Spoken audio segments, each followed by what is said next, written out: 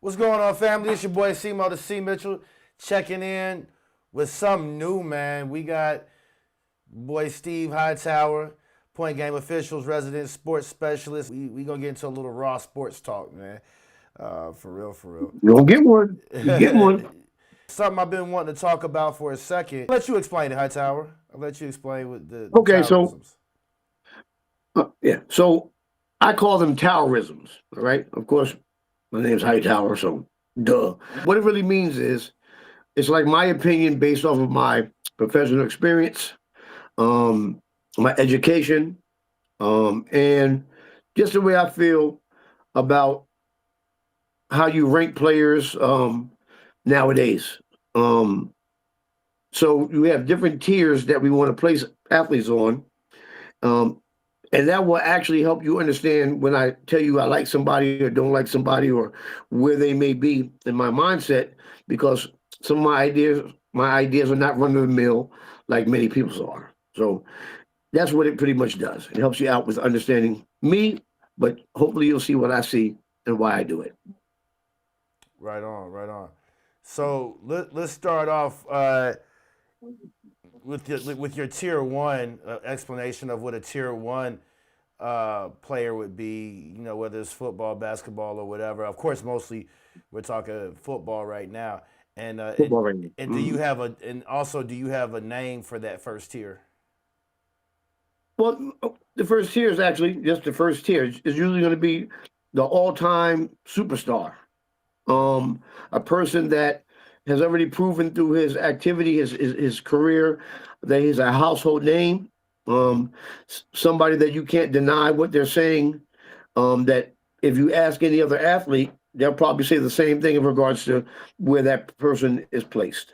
And it transcends eras. Right. So it's not in the, when I was a kid, and no, they can play in any era, but they're all an all-time superstar that is proven themselves, even to fans, grandma, the old pet dog. Everybody would agree with you. Right. So who are like so does this doesn't include modern players right now, or are there modern players If if who still fit in that tier if one? that player fits it, sure. If they fit the mold, Okay. why not? You know what I'm saying? So you're looking at people like, when people say like Jerry Rice or Joe Montana, or Lawrence Taylor, or Walter Payton, Barry Sanders, even a Ray Lewis. Right. But you can go back to like Deacon Jones. You can go back to Dick Butkus. You can go back that far if you want. You can even go to Johnny Unitas. They would all be in that tier one. Right. But you wouldn't like necessarily put Emmitt Smith in that tier one just for context, would you? Not no, no. He's not in my tier one. Okay. Even though he has the most yards, he's not in my tier one. And if you want to know why, I can tell you why. Why is that? Normally, tier one players, especially, they instilled a certain level of fear. Like when Right. you knew you were going to play him, you already were like, "Damn, I got to play that nigga." Damn, and you already were kind of intimidated. Not taking anything away from Emmitt at all. Right, right, Okay, right. great player, and I think he's much better than a lot of people thought. Even though he had a great line, one of the greatest teams ever assembled. Okay, but I can take almost any running back and put him back there, and they'd be productive. So I don't think people feared him. I think people feared the team. Right. Absolutely. So he wouldn't be in that area, in that group. But Barry Sanders, for example, would be in that in that group. Yes, Barry's there, definitely, because just imagine if Barry had, people say it all the time, if Barry had Emmitt's line, Right. Right, right. you probably would have had 5 seasons with 2,000 plus yards, Right. and I'm not knocking that. It was a blessing to Emmitt. Emmitt was shiftier and had more moves and was tough and everything else. He was a true man. He was a manly player. He handled his business. But for Barry, that's like an unparalleled guy. You haven't seen much like him. And if I were to rate him in the top 10, you'd find out where he is once I do that rating. But yes, definitely Barry. All right. So like, let's talk about tier one player, modern tier one players. for example.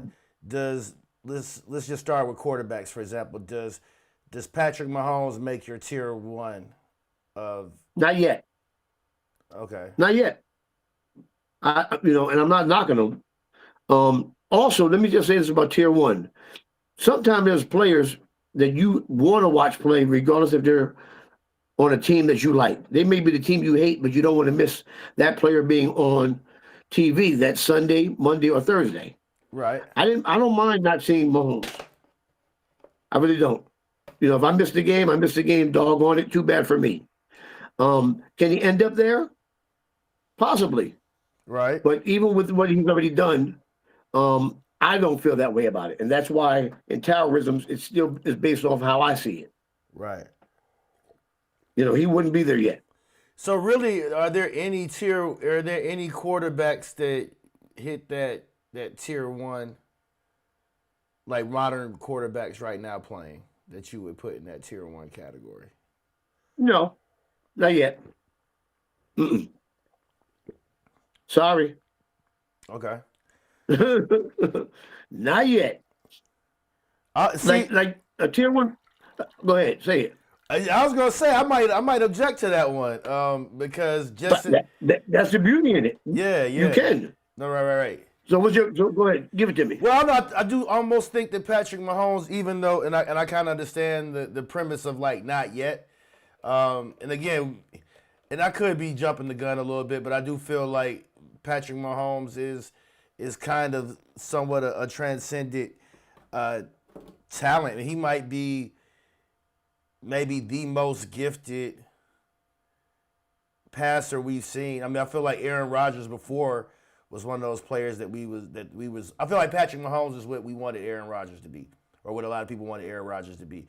They expected Aaron Rodgers to win a couple more Super Bowls, but it's like far as a pure thrower of the football and being able to make every throw and kind of being a dangerous guy on the field, I feel like Mahomes kind of does that. He's almost like Aaron Rodgers meets Ben Roethlisberger, if you will, but he kind of has that it factor where he'll just come downfield and march down and be able to win. But very unorthodox throws. Just really never seen anything like him before. Almost, he does seem a bit almost transcendent. Well, you know what?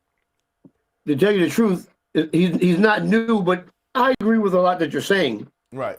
But you had other players like Fran Tarkenton.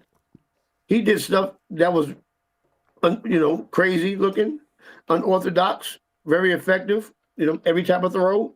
But because of the change in the rules, one thing that Mahomes knows is that you can't just do whatever you want to him. This is true. You know what I'm saying? So that changes. When I go to the fear factor, think about playing in an era where until the whistle blows, anybody can hit you any way they want. And nobody's leaving the game. Okay? You can't relax.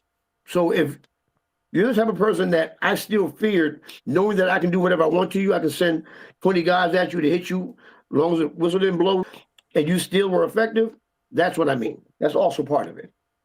Not knocking him. I think he's great. And you'll see that even with the tiers I have, these are superior players, pretty much on all the tiers. Right. But to be on my number one, I still got to see a few more things, and it's not always about winning. When I say who Mahomes reminds me in regards to what he instills in people, he's kind of like Joe Montana in regards to you can't give him any time because he'll come back and win. And that's what's kind of scary about him. He'll orchestrate a win with 40 seconds left, on his 1 yard line. You can't sleep with him. But I'm just saying, that's why this is Towerism. Right. And do you think, and I guess conversely, do you think that you could fit Lamar Jackson into that? Not yet. Not yet, though. Okay. Not yet. I'm not saying they're not on their way. Right. I love their game, but not yet. I can understand that. But not yet. I can understand that too. All right. So, are there any running backs in the game right now that hit that you feel are in that tier one? Right now, no, but that's crazy. I mean, they have guys that may end up there, but no, not yet. We have some great players though, some great players right now, but no. Who do you foresee being able to hit that tier 1? I think Saquon could do it. Possibly if he can continue to do what he's been doing. A lot of people would say, why not Derrick Henry? I'm not as impressed with Derrick as a lot of other people may be. Right. He's a big guy. He's a big guy, and he runs well. But we've seen that before. But you didn't have a team that supported the running game, gave the ball up as much as they do. I think that people are afraid of Derrick Henry because they're being told to be afraid of Derrick Henry. Right. And I'm waiting for that Steve Atwater type of player to come in and lay some wood on him and let him know, dude, this is a game. Right. Okay, I'm ready for you. And in many cases, these guys ain't doing that. Like I'm trying to find who has enough heart to just say, forget this. Because it's not that he can't be stopped. Right. You just got to get him early. Yeah, I feel like that's all. I feel like if you hit him in the backfield at the line of scrimmage, it's a wrap. It's over. Yeah, but if he gets that, and even when he's in an open field, he's too comfortable because he knows that the average quarterback isn't going to mess with him. This is the problem with the NFL, I think, right now. A lot of guys are too friendly. Everybody's buddies. If you had a chip on your shoulder, you wouldn't care. I don't like you. You don't like me. And you know I'm coming at you. I'm giving you all I got. I don't see that. Right. I see you make your money, I'll make mine, and we'll go to the same car dealership and get some cars later on and eat. That's what I see now. Everybody seems like they're buddies. Maybe. I mean, I do feel like there are some guys who want to hit and everything. It's just, I mean, you just they don't want to get put out the game. Yeah, you just don't want to get put out the game. There's some guys who still want to. No. You still got guys with a lot of heart. It's just that the rules, like I said, the rules are different. Right. And because of that, a lot of guys get stymied and they get stuck holding back. All right. So as a wide receiver, are there any guys like that you see right now? That fit that tier 1. I mean, the usual suspects, the top guys, Jefferson, the guys on the Bengals, the top guys, they're all doing their thing, but once again, they don't have to worry about getting hit either. Right. You know what I'm saying? I mean, see, the big problem is in every athlete's, football player's career, whether it's Pop Warner, high school, college, or pro, there comes a moment when you get hit so hard that you lay there and you contemplate whether you want to play anymore. Okay? It happens. And as a fan, you're looking to see if that person, what they do in that moment. Right. But right now, that moment comes far and in between because that person will get kicked out, ejected from the game. Right. So guys aren't laying wood on people like they used to, even if they want to. Right. And you see big hits, but they're not like lethal. And that's what I'm used to seeing. So I would really like it if you could hit them more readily, because it would definitely separate the guys that just have gifts that are manly men that are dogs, and guys that have gifts that they just happy making the money. How's that? I mean, that's fair. That's fair. When I was like for instance, but I would still, like I said, I would put Randy Moss on that tier, the top tier. Right. He's a receiver, definitely. Definitely. And there'll still be a few others. I don't have the whole list of everybody that I would put on there, but he'd be on there definitely. Yeah, I mean, I think you guys say Randy Moss, Jerry Rice. I mean, as far as all-time people, Jerry Rice, Randy Moss, Sterling Sharp. Sterling Sharp was a bad dude, for sure. Sterling Sharp is on that list, bro. Yeah, absolutely. He's up there. Go ahead. Those guys that you'll be afraid of. Calvin Johnson. Calvin wouldn't be there yet, but he's on his way. Well, I mean, his career over, so. Yeah, but I'm just saying. Yeah. He's not tier 1. Ooh, man. Sorry. No, he's Man. listen. Everybody here is very valuable, but he's not tier one. Larry Okay. Fitzgerald isn't either. I mean, Larry Fitzgerald is on the all-time 100 list. That's correct. But not mine. Not for the top. Ooh, man. I mean, I'm okay. I mean, I can understand why you might say that. What about T.O.? Not yet. He's up there, but not yet. Because I feel like that was he's not tier one. I feel like that was one of those dudes that, like, again, kept coordinators up at night figuring out how they're gonna stop him. I mean, the biggest thing with T.O. was you could potentially rely on a few drops from him, but other than that, he gonna run everything. He's gonna ball. Yeah. Well, he gonna run everything. Ball out. Yeah. He's gonna play. You're gonna play hard from him all the time. Like, you know what I mean? Like, I mean, I'm saying there's a few other players that I can say would play harder than him, but they're still crazy hard. But he's high up, but he's just not tier one. So what's tier two? Okay, so tier two would be definitively a player that is he's definitely a Hall of Famer, and he has the numbers. Right. Okay, he may not be legendary, but he's definitely Hall of Fame. Which, I mean, really and truly, that's damn near legendary, but it's still not. So for tier two, you would have people like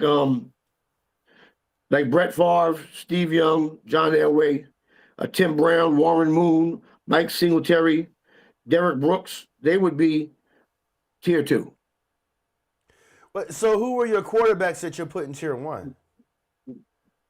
Well, you have Tom Brady up there. You have Joe Montana there. You have Peyton Manning, Johnny Unitas. He'd be there.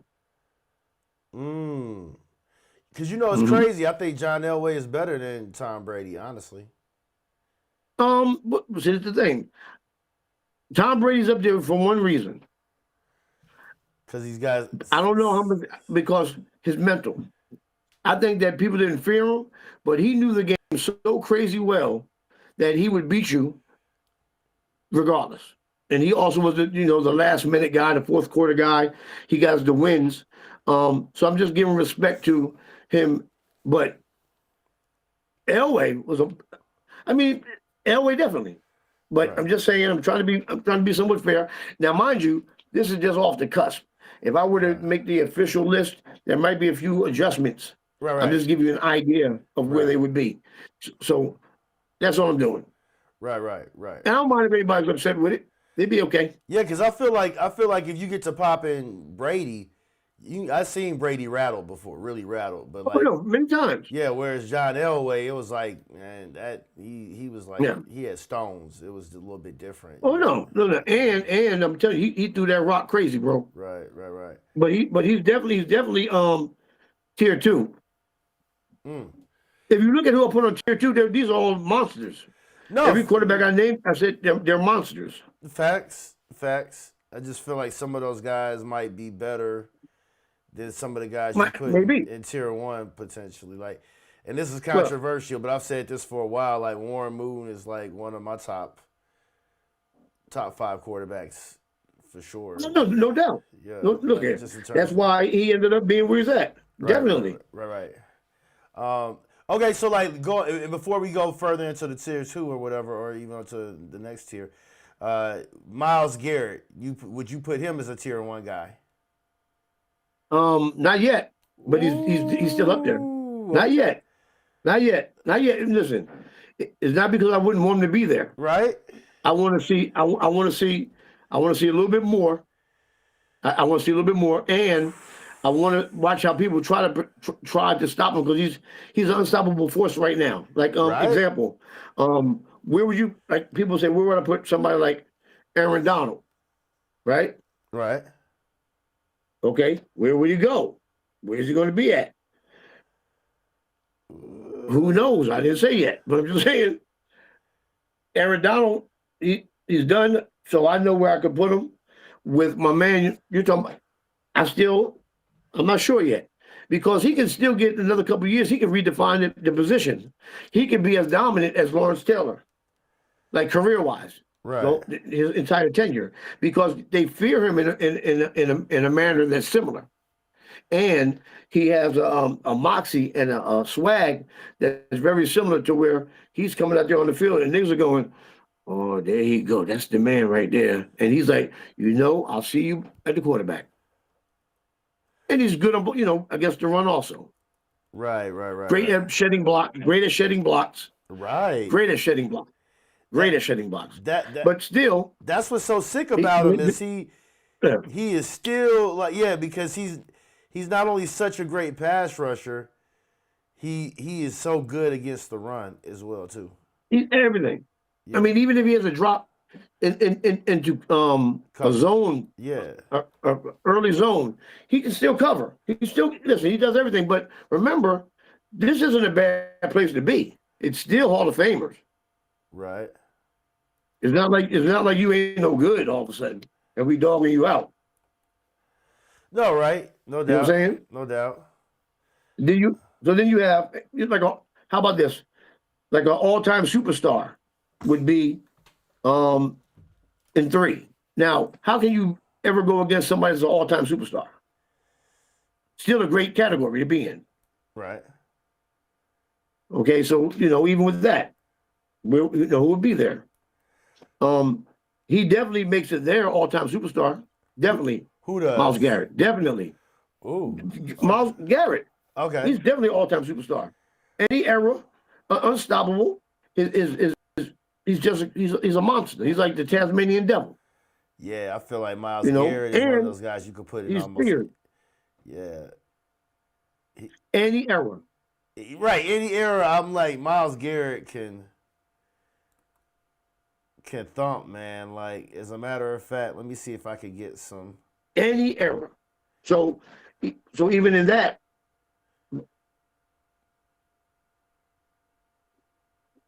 go ahead. Well, I know. I'm just thinking like and I'm gonna pull up. Any era. Yeah, any era. I mean, he's nasty. I mean, and I even compare him to like say somebody like a He's a beast. like would you say Myles Garrett is better than Julius Peppers?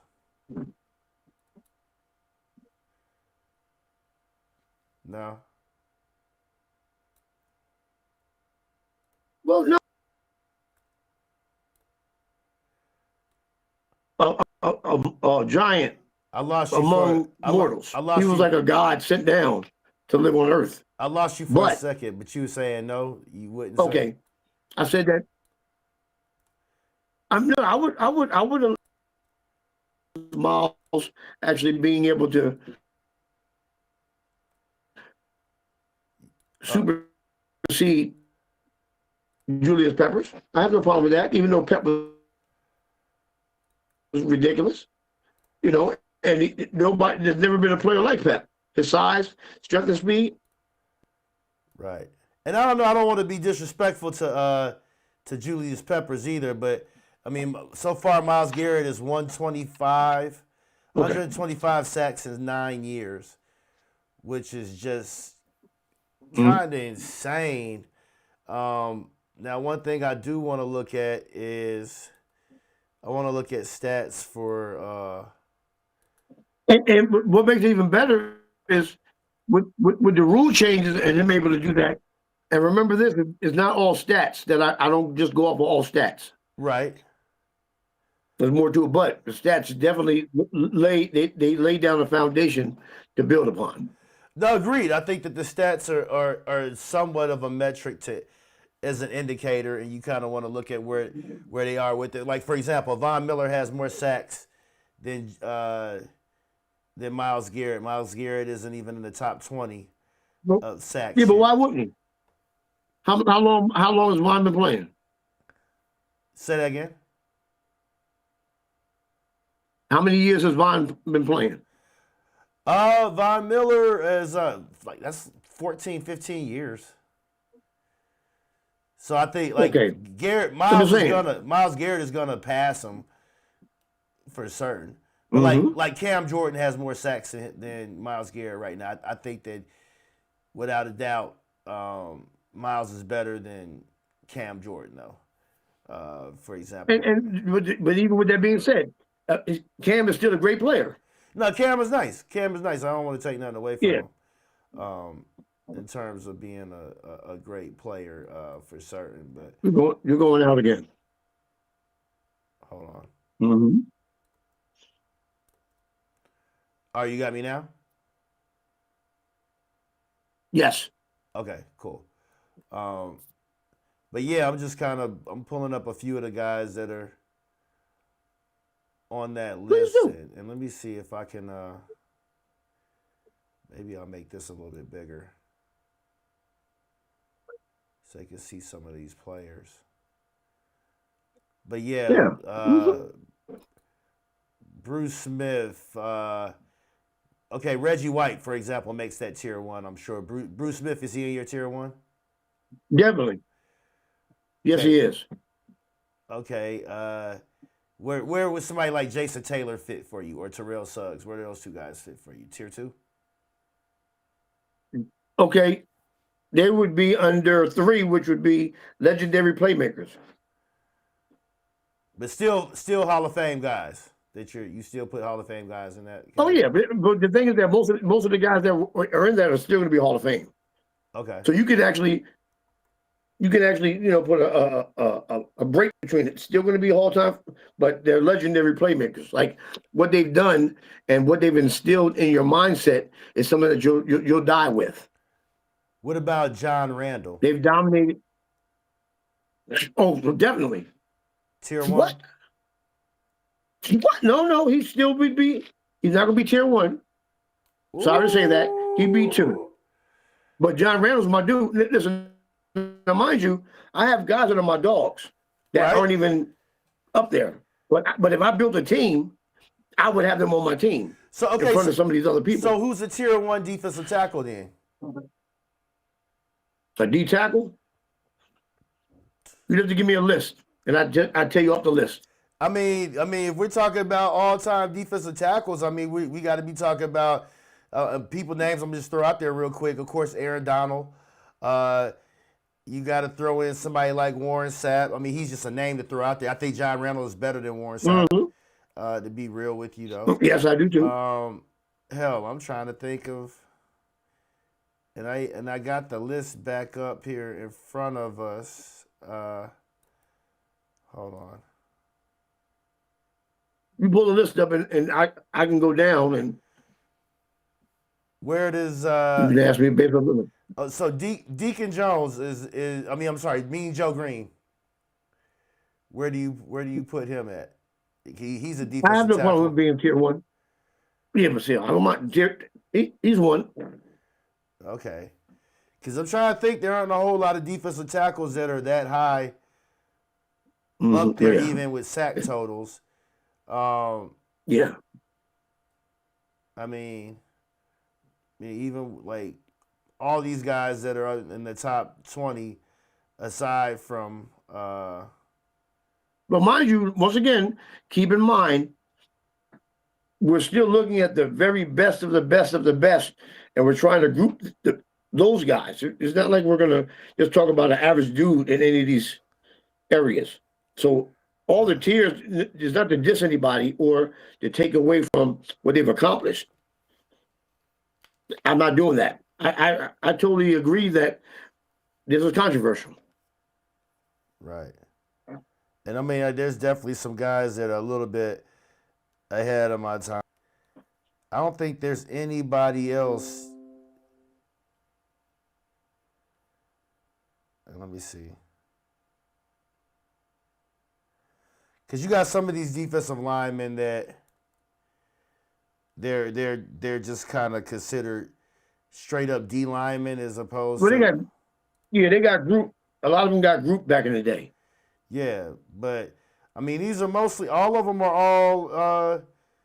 I think John Randle is the only one in the official and unofficial sack list that is a defensive tackle that is that high. There's some other guys. There's some older names up here that I got to see and make sure that they're not defensive tackles. Exactly. But don't get me wrong now. Randle's my dude. Right. He'd be on my. If I made an all-time team, he'd be on my team. I mean, without a doubt. So what other where are we going after tier 3? Is there a tier 4? What is that? Okay, so that's going to be your. Well, did I even name a lot of the people in tier 3 for you? You named a few people. I mean, we could definitely use some more.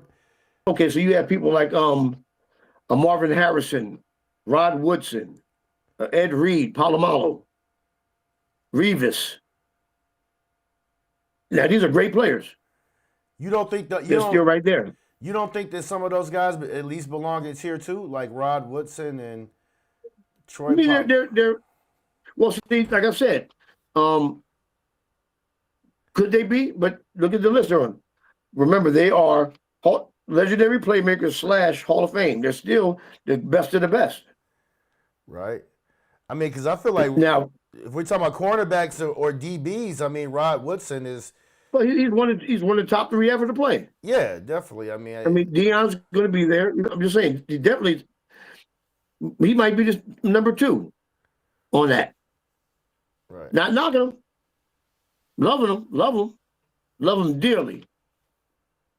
Love him dearly. But once again, like I said, I'm still looking at when I go against you, are you going, I'm so scared to go against that nigga, oh my God. And I'm not saying people weren't. I'm not saying that. Now, if we were to break down by position, every player by position, where would they be? Some of these things would change because they would have to. Right. But just off the cusp. That's where we're going, just off the rip. People were afraid of Revis Island. I will say that. They were afraid. Oh, yeah. I mean, they were afraid of Revis Island. Listen, he could lock you down.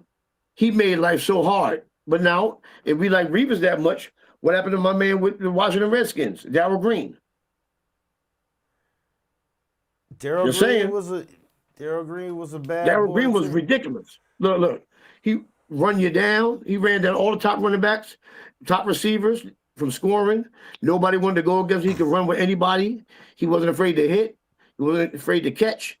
He could run with anybody. Even Deion said it. Even Bo, he ran down Bo. Ran down Eric Dickerson. Oh no, he was nice, but they would try him though, right? Well, it was more of a running game, so you did try people. But why not? You were getting mugged. You were getting abused back in the day. So they tried way more people than now. Right. I'd definitely put Ed Reed, for example, in that tier 1. Not a problem. Yeah, I think I remember. Like I said, if we were breaking down every position, some of these would change. But on top of the cusp, like I said, all-time superstar, best at this position in any era. That's tier 3. Kind of broad. That's I'm saying. You're looking at Hall of Fame. You're looking at legendary playmaker. Combination. If we were to do another tier, it would be the greats of an era, the greatest of their eras. Okay? And the reason why you have to have that tier is because you want to be fair. Once again, if somebody were to say, you are the greatest of your era, is that really a diss? No. I mean, that's you're the greatest of your era. That would take away a lot of these arguments we're dealing with. The LeBron James, Michael Jordan thing, just off of that. Right. Who's the great? I'm just saying, I know what I believe, but if we just went greatest of an era, well, we already know who's going to be in each era, who's going to be. There's no argument anymore. It's interesting when you're greatest in every. I was gonna say even when it comes to that LeBron discussion, because I think it depends on what era are you saying is his era, because there was a point in time while he was still playing with Kobe where Kobe was considered the best player in the NBA. Well, I didn't say that in my mind LeBron is the greatest of his era. Right. No. But I mean, there's some people. I'm talking about people in general. There's some people who would say he's the greatest of his era, but I guess again, I guess it just depends on what era are we talking about. There has been a period of time where LeBron was the best basketball player on the planet at least for a span of about 4 or 5 years. And even with that, maybe even 6 or 7. and even with that, there were certain people that came. I give you that. Like, I know we're talking football first, but imagine if Derrick Rose never had health problems. Right. Right. You wouldn't even really know LeBron the way you know him now. You still know him. Right. But if Derrick Rose was healthy, yeah, come on. That's one of the biggest. That's one of the biggest. One of my biggest heartbreaks as a Bulls fan is Derrick Rose and him getting injured. I think his game was good because he eventually developed that jump shot and became a better free throw shooter. So, well, the thing is that even when you people didn't think he could shoot, he was still, clutch. No, he was still super clutch. Nah, he would whap him on super clutch. Sure. Yeah. You now you talking about being feared. I hadn't seen a player feared the way Derrick Rose was feared since Jordan. So I mean, to be real, my opinion, because I never ran home to watch LeBron. I'd watch him, but I never said, "Yo, I got to stop doing what I'm doing because LeBron's on TV." That's just me. Right. Okay. With Jordan, no matter who you rooted for, you want to see Jordan play. You could hate Chicago, but you want to see Jordan play. You did not want to be the person that came outside the next day and didn't see him drop or do or dunk or whatever he may have done in a game. You didn't want to be the one that didn't see it live. No, that's real. I mean, and even with football, I looked at a lot of stuff the same way. What players did I want to see no matter what, like that I had to watch? The allure that they brought, the pulling that they brought, because that's a different type of dominance. Yeah. Yeah, the game. And so it's not, like I said, so it's not on numbers. It's not on numbers. No, I agree. I agree. It's a lot of change up in some of the even the way the game is played even now. I mean, when you put it like that, I mean, I would say Bijan's one of those players that, like, man, I gotta, you want to see him. Right now. Yeah, you. No. Well, I'll say this: if we were to say the best running backs, let's say, ever for each team in the NFL, if we were to list that, I'm gonna tell you what's funny. Bijan's one of the only ones that's playing now that could be put on the Falcons as the best ever right now. Right. No doubt. No doubt. Yeah. And that's crazy because if you go back, some of these people that you put on the list, if you were to do that, which we can do another day, may go back 20 years. This joker's here right now.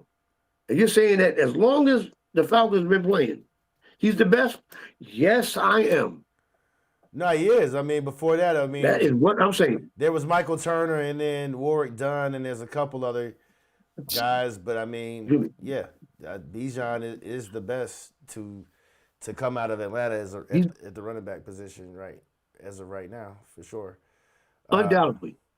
And I mean, Jahmyr Gibbs is really good. Of course, you want to see him, but not to me. And I always hear them giving Jahmyr Gibbs a lot of praise all the time. He's a bad boy, but I just don't think. Oh, definitely. Yeah. I mean, I'd be upset. I definitely want to see his highlights.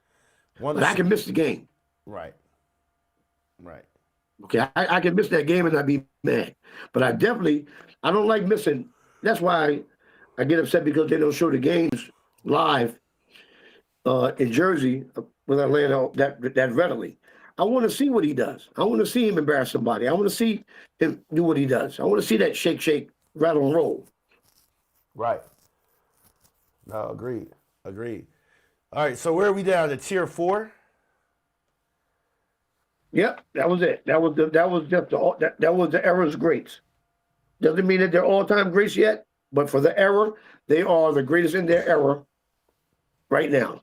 Or most of it's going to be right now, but the greatest of their era. Okay, so because I thought the way you were giving this, I was thinking you were going to have some of these modern guys tiered off. Oh, well, I'm going to tell you what. How about this? Your boy Mahomes is definitely there.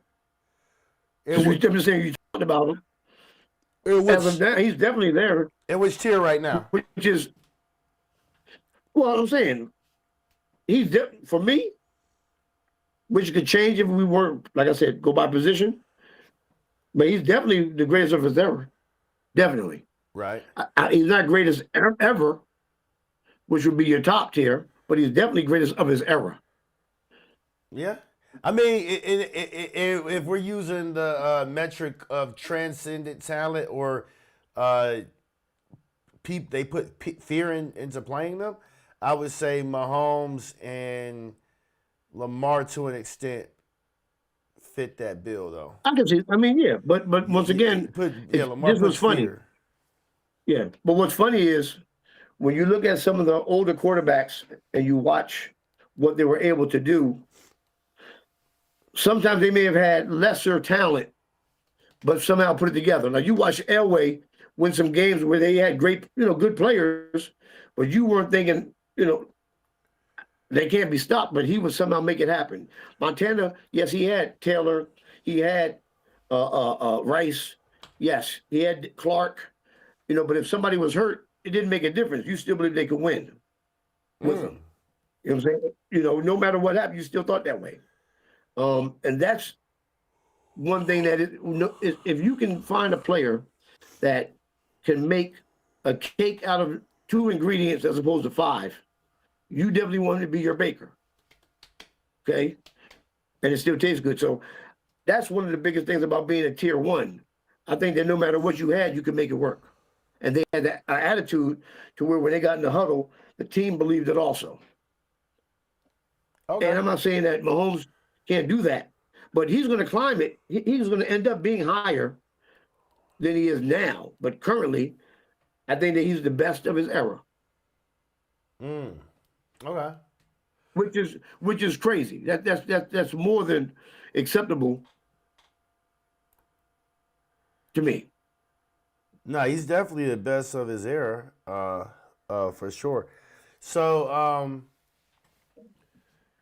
moving on, because we could kind of revisit this again and you guys out there watching, I want you guys to let me know if you kind of agree with some of this list, or who are your tiers and some of your people as well, or do you object or do you agree? But moving on, Hightower, man, because we've been going for a second. We need to get to a good wrap-up point. I want to ask you. Let's talk about top 10 running backs of all time. Oh, no problem. What do you want? I'll start at 10. I'll also give you at the end some of my honorable mentions, but at 10 I have Tony Dorsett. Okay. He was smooth, like whipped butter. Okay. But effective. And they were afraid of him too. Shiftier than people could imagine. If you watch him, people have to watch his tape. Number 9, Adrian Peterson. The perfect blend of power and speed. Perfect blend. I also was in awe of how when he broke into open field, he would start digging like a track star, like he came out of the blocks. Right. That's what I always liked. When I watched him, I would always be amazed at that. Number 8 is LaDainian.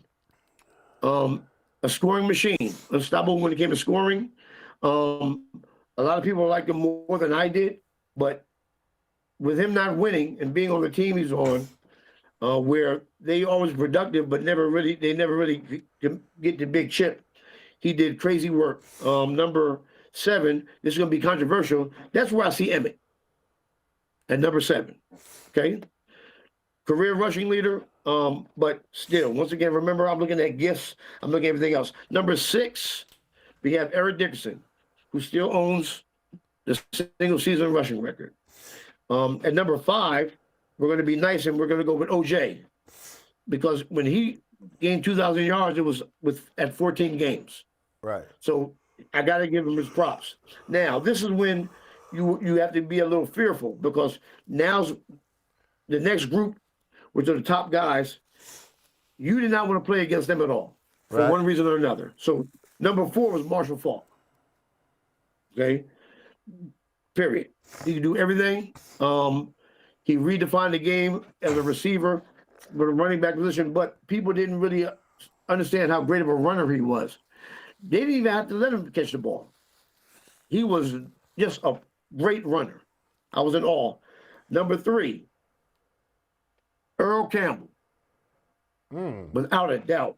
Can't stop, won't stop. Don't get in front of that brother. You want to be afraid? People did not want to get in front of him. He'd kill you. And his attitude, he had the attitude. Number 2, we have a tie. We have Barry and Jim Brown in a tie at number 2. And most people put them at 1 and 2, but they're my number 2. Number 1 is who? Sweetness, Walter Payton. There's never been a running back that was the best at receiving, running, catching, and blocking like him. Never been. And the attitude he ran with, he was like a crazed animal. So that's my number 1. Now, I gave an honorable mention to Gale Sayers. His career was cut very short, but if he could have had a full career, he would have slid right up this list. And just to let you know, I got to give my man Jerome Bettis a little bit of props. Just because of his size, his feet were so good. His feet. Right. Incredible feet. And that's my top 10 all time. Okay. Which people are going to say, but most of these guys are going to be in everybody's list. Most of them. Yeah, I'm kind of checking. Say what you want to say. Don't be holding back. Say what you want to say. Now I'm trying to see where do I put some guys on my list, or how would I go about my list? Okay. I mean, off top, I'm going Walter, Barry, then Jim Brown, and I don't know. Jim Brown might be number 2 or 3. Like I think Barry and Jim Brown are kind of like, like you said, tied. Interchangeable. Yeah, right interchangeable. They're definitely they're right there. Yep. But I'm not gonna give them one slot. It's gonna be a they take up 2 slots in my list, or 2. Well, that's fine. That's fine. I would put Marshall Faulk at number 4, probably. Okay. And I feel like I might be forgetting somebody or forgetting some guys.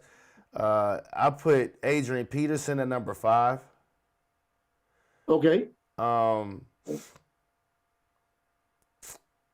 It gets a little dicey 6 through 10. It's not easy. It's not easy. Yeah, no, it's not easy because like all these guys were really good. You mentioned OJ, Eric Dickerson, Emmitt, LT, probably all making on my list. Okay, hold on. LT, Emmitt, Dickerson, OJ. That's 4. And I said you got 3 more spots to go. Well, wait a minute. Dickerson, OJ. No, you have 2 more. You have 2 more to go. You said Marshall. You talked about Barry. Talked about Jim. Talked about Walter and the other guys. You have two more spots. Well, no, I said Adrian Peterson. Those are my top 5. Those are my top 5s right there. Oh, okay, yeah, that's fine. And so then through 6, and then it's no particular order, but yeah, LT, Emmitt,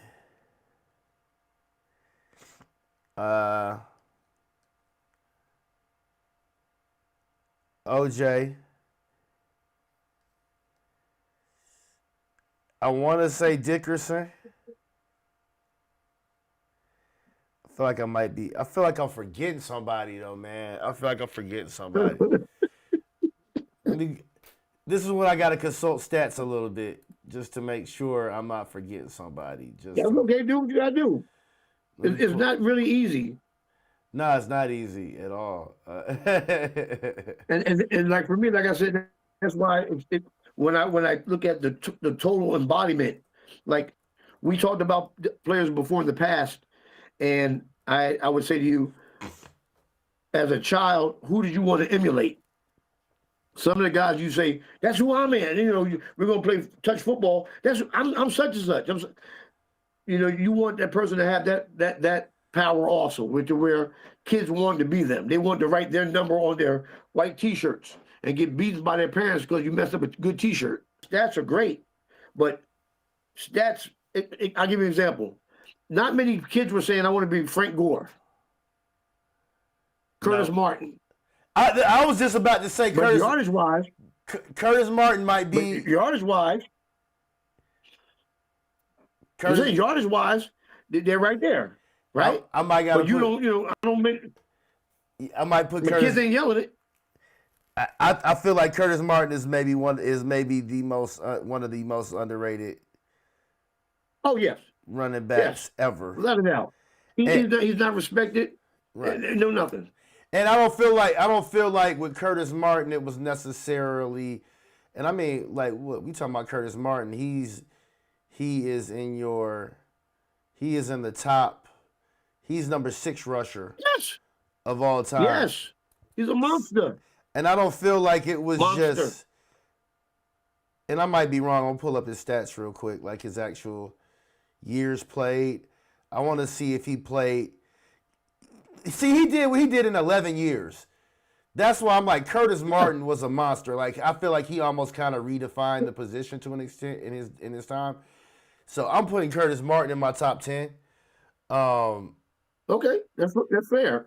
And I would say some honorable mentions. Adrian James. Very underrated guy. Good. Of course, Gale Sayers. Hell, I wanna put Gale Sayers on my. Once upon a time, he was on my top 10 list, and I still feel like he is. But when you got some of these other guys who did it for so long and as good as they you got to give them respect. Yeah, you got to give them a little extra respect. They earned it. I think Marshall Faulk. I'm not Marshall Faulk. Marcus Allen is a guy. Yeah, fine. Look, fine. Yeah, beautiful. And he was, he's a double. We played fullback and running back. Yeah, he gets overlooked a whole lot. I think unfairly. Yeah. Let me see some other guys. Fred Taylor. I was just about to say Fred Taylor. If he didn't, and I love Fred. Yeah, if Freddie didn't ever get hurt so much, and if they didn't bring in Maurice Jones-Drew, his numbers would be. And I think, but I also think that prolonged his career a little bit because he kept getting hurt. No, it did because they gave him a break. Yeah. So, but no, he's definitely up there as one of those guys that I think he deserves to be in the Hall of Fame. He's among the most underrated running backs of all time, undoubtedly. But Bus was good, but I don't even know if I feel like he just stacked up. You might not like even seeing your list. You know who else? I really looking at what was my man? Jeez, you just had him on there. Go to scroll down a little bit. Okay. Corey Dillon. I love Corey Dillon. Corey Dillon was a bad boy. Him. One of my favorites. But I'm just saying, we're not taking anything away. Right. You know what I'm saying? Like I said. But that's why everybody has an opinion. Because really and truly, you named everybody I have on my list. It was just some in different orders. Right. Everybody except for Curtis Martin. Yes. I didn't have Curtis Martin in my top. There was more a reason that wasn't because he wasn't able, but when I got to number 5, remember the first 4, it was the fear factor that really did it. The rest of the guys, I didn't have a spot for them. Right. Not knocking it.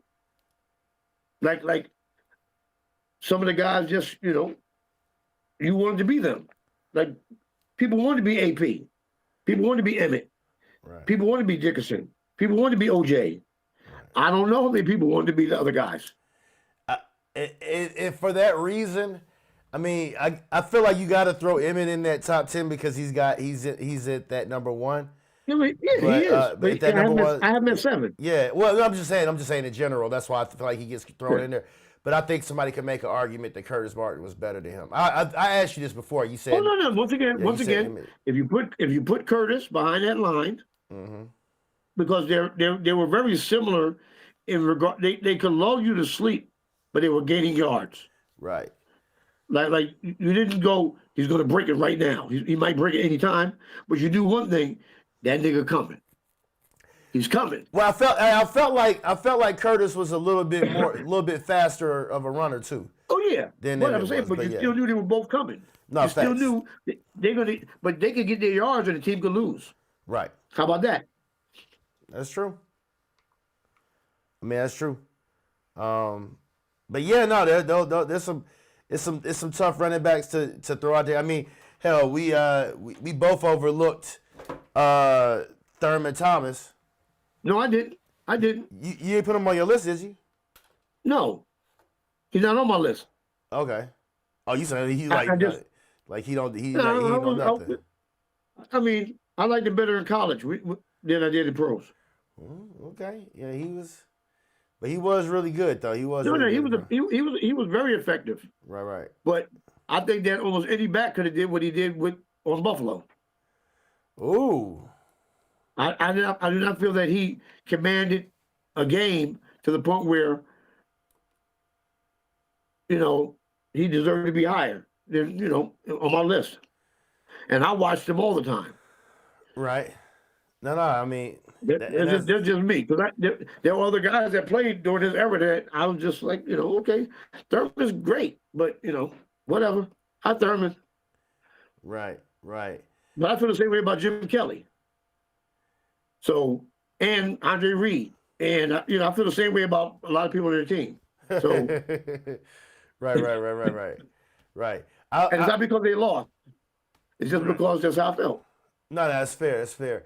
And I'll say a couple of guys that I was very always excited to really watch was Marshawn, Lynch, and no, mind you, the only reason why Marshawn didn't make it, because he was going to be my next honorable mention. Mm-hmm. The only reason he didn't make it is because I said, I just couldn't put him on there, but I wanted to so bad. And that's when he played with the Bills and when he played with Seahawks. I mean, he was just that dominant. Right. And I I was mad if I didn't see his game. Now, if I said that the illest, grimiest, most thugged out runner ever, he'd be my number 1 or 2. Right. Because he was undoubtedly a beast. That's why beast mode fit him perfect. Right. And I guess I kind of feel like Jamal Lewis is kind of like the original beast mode, like. Yeah, but he didn't seem as hard as a person as Marshawn. No, right. You know what I'm saying? He didn't come across like a thug. Like Marshawn, you thought he might have got out the game and went out to the street and sold drugs and came back. You know what I'm saying? He running the block. Now Marshawn looked like you didn't want to see that man in no back alley, man. Nah, not at all. You didn't want to see, right? He really he'll go. Matter of fact, now he's a photographer, a sideline photographer. You see how he be doing? Yo, that's the funniest thing ever that he's a sideline photographer. I love it though. He pimping folk. Right. He pimping them. Man, bounce out the way, cuz. Who to your left, cuz? He telling me he don't care. Stiff arming him, making sure he dropping that. He dropping that camera. Nah, that's dope. So yeah, I rocks with it. I like beast mode, man, for a number of reasons. So I throw him as one of those honorable mentions in there too. Yeah, definitely up there. Even though there's some people who got a little bit more yards than him, and like you said, Dillon was a problem. Now, the funny thing about Corey came off like beast mode before beast mode. I was gonna say that. Think about it. Yep. He was like the original beast mode type of guy. Yeah. Because he was hood, and if you think about this also, he was the first player that the Patriots went out of their norm to get somebody just because of what they represented to the league or that they feared him. So when the Patriots picked him up, people were surprised because the Patriots always did things the right way. When they got Corey Dillon, you were thinking, they trying to win for real. Right. Like, they ain't playing. Right. I'm surprised they never won a title with him because I always think of him as a guy that they won a title with, but that was during that little 6-year span where they didn't win none. But no, he was always one of the hardest runners. Just a tough, hard nosed guy that you just knew wasn't no punk. You know who I heard was like that too? I heard a story about Steve Jackson, where he was like he choked that. Seems like that. Yeah, Yeah, like him choking somebody out in the locker room, like. But what's funny is that when on the field, if he wasn't playing, he seemed like a nice guy. Right. He seemed like he was a nice dude. You know, got a few commercials. He seemed like a really nice guy, like the type of guy that grandma loved to rub his back and whatnot. Right. But what they say is he wasn't like that. You know, he'd tell grandma, "Get the hell off me," type of thing. Right. Look, when I heard he choked somebody out, it was an offensive lineman that he choked out, if I'm not mistaken. It was. He's like, "Yeah, you ain't blocking," and then like the dude tried to say something to the coach. Like he said something to the coach, and then the lineman tried to get up, and he like, "Oh, you want to tell the coach? Oh, you want some of this?" Like, yeah, he demoted him like for real. So, but Steve Jackson, he's a guy I kind of wanted to throw up in there a little bit too, but he just, as he tailed off at the end of his career, he just didn't have that longevity and quite. But like if we did a list where you're going, maybe the best running backs 4-year span, like a 4-year span, it brings a lot of those type of guys into it. But you know what I'm saying. But most the guys that we're talking about on this list, they put time in. If you're looking at time, you know, you're looking at anything past 4 years is crazy for a running back, especially back then. That's true. Because it was just so dangerous. Facts. 4 good years. Oh my goodness, you did 7. Oh, if you did more than that, that's why you look at somebody like Walter Payton and you're going, are you crazy? Like, are you serious? Right. Your body didn't break down before that? Man, Walter Payton is the craziest. It's the craziest. You know, it might be the best player. If you told me he was the best player to ever play, I might not argue with you about it. He's definitely in the top 3. Yeah, because I mean, I'm just saying. Yeah, I never seen anybody look so dominant and be able to do everything so good. I mean, he could catch. I would watch him pick up the blitz. I'd watch him pick up the blitz, where he would floor a dude and then pick up another guy. Okay, he'd floor a blitzing linebacker and still pick up another person trying to. Just right. Pure dominant. Pure and nobody wanted to deal with him. Yep. And he was like 5'10", maybe 200. Yeah, but even if you look at it, you know, we give Marshall Faulk a lot of respect for his receiving. I would watch Walter Payton do some over-the-shoulder catches, bro. Right. That a running back doesn't even practice. Yeah, that wheel route was crazy with Walter Payton. It is. I mean, the halfback option, like I've never seen anybody be so efficient on the halfback option pass. So that's just like he did everything. It was almost like they didn't have no receivers. He was just all their offense. And I mean, and what's crazy with that also is he was the number 3 quarterback. He was the emergency quarterback. People didn't know that. Right. He was the emergency quarterback. Right. Come on, bro. Right. Christian McCaffrey can't do that. Like they tried it with him, but it didn't work. So, no. Yeah. Look, so not legit, and not know every play on the offense from the quarterback standpoint. No, Walter Payton. Because Walter knew all of that too. Yeah, Walter. Yeah. It was crazy watching tape of him, and he's one of those few players that like when you watch the tape, you're like you feel like you were there. You know, like a lot of players or you wanted to be. Yeah, because it's like I watched some other guys that played, and I'm like, oh, okay, that was back in that day. It's like watching Walter. Yeah. No, with Walter. It's like, oh no, like I feel like I was there. Walter made you feel like you were on crack because you want more. Man, it's for real. For him to be such a, I mean, he didn't have no weaknesses to his game. He was a power back. He was a speed back. He was a quickness back. I mean, he had moves. I mean, well, he would say this. He did say he wished he was faster because he said, "I'm just super quick." He said it. I'm a super quick guy. I wish I was faster, and that was his only weakness. He had breakaway speed to get into the open. Then he would kill you if you try to tackle him. But he couldn't just turn the corner and just outrun you if it was a hole like 80 yards. They could close the gap, but he was fast enough to score. But he said he didn't want anybody. He didn't want to ever see the gap close. So they say. So that was his pet peeve. Now I'm just looking up his 40 time. They say 4.2 to 4.4. Now I don't believe 4.2, but 4.4. I could see 4.4, 4.3 maybe. He would. I don't know about that. No, you don't think 4.4? I don't know about that. I'm not knocking it. No, you don't think he was? No, 4.4? I don't. Ooh. No, Okay. I think that he was more like a 4.6, a 4.55. But because he was so quick, now mind you, his reaction time and all that stuff made up for it. So that's not slow. It's just that people they try to gauge you off of your 40, at least being 4.4. I don't care if he wasn't, but he even said he wished he was faster. So I'm just going off of his words. No, facts. I think that he had to start like Ben Johnson. He get out on you, and then you had to make it up. Right. So, okay, fair enough. All right, man. Well, we gonna break up out of here, man. And we'll get the next one popping real soon. Come up with some more topics. Man, I want all you guys down below in the description. In the comment section. Let us know what y'all think about our top 10 list. Let us know your top 10 list. don't hold back. Yeah, and make sure you hit that like and subscribe button if you made it this far, man. And hit that notifications bell, man. We'll have a official name of this show.